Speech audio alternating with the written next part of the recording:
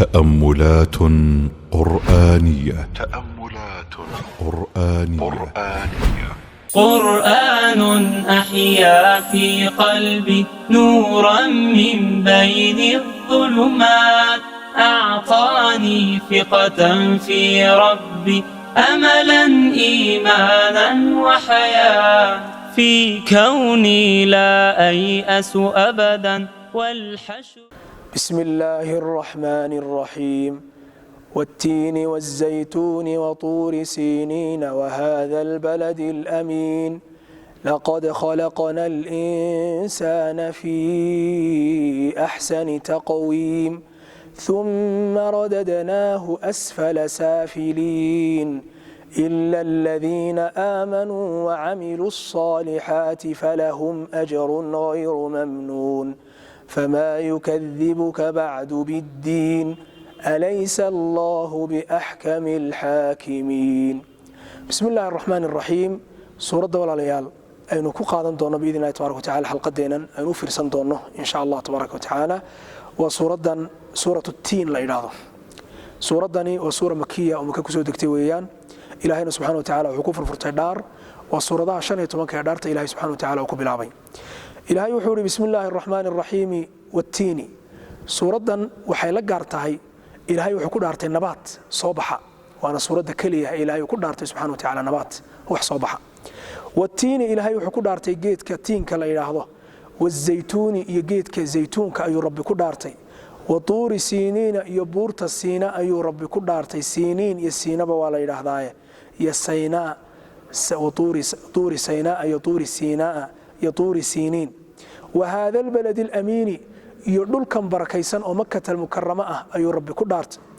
لقد خلقنا الإنسان والله قد خلقنا وحان أبورني الإنسان إنسانك في أحسن تقويم قابك ugu wanaagsan ayaan u abuurnay. لقد خلقنا والله وحان أبورني الإنسان إنسانك ayaan u abuurnay في أحسن تقويم قابك ugu wanaagsan ayaan إنسانك aan u abuurnay. ثم رددناه kadib waxaanu ku celinay insaankii asfala saafiliina kuwa hooseeya inuu ugu hooseeyo ayaanu ka dhignay oo asaasaqi. illa alladheena aamanu laakin alladheena aamanu asayashay kuwii iimaanka laga helay wa amilu saalihaati amalada wanaagsan shaqaystay falahum yaga waxa u sugnaaday ajrun ajar ayaa u sugnaaday iyo mushqaayad iyo khayr ghayru mamnuunin aan wax weeya kala go'aynin. fama yukadhibuka maxaa kugu kalifaya inaad beeniso bacdu wali بالدين مالك أبان مرنت أو قيامها إند بينيسو محاكو كلفية. أليس الله إلهي ميانو أهين بأحكم الحاكمين مدو حكمة كي أوغو أحكم كأهي أوغو حويان ونأكسنا إلهي ميانو أهين سبحانه وتعالى بلا وايهي ونحن على ذلك من الشاهدين.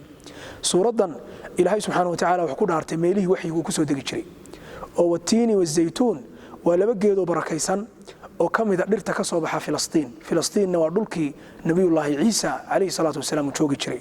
وطور سينين وبورta طور سيناء وبورتي نبي موسى عليه الصلاة والسلام ag joogay markii Rabbi uu waxyoonayay. وهذا البلد الأمين ومكة المكرمة ودلك النبي محمد عليه الصلاة والسلام. marka والتين والزيتون ودلك النبي عيسى وطور سينين ودلك النبي موسى وهذا البلد الأمين ودلك النبي محمد صلى الله عليه وسلم. إلهي wuxuu dhaartay لقد خلقنا الإنسان في أحسن تقويم. إنسانك وحن أبورنا قابك ugu wanaagsan ayaan u abuurnay ba ilaahay insaan. ثم رددناه أسفل سافلين كدبنا إنسانك ولا أساسقي أو أساسقي oo ilaahay wuxuu u celiyay asfala saafiliin kuwa hooseeya ka ugu hooseeya ayuu rabbi ka dhigay oo waxa weeyaan yaani inuu isla qasto oo uu waxa weeyaan isku dhex ayuu rabbi ka dhigay.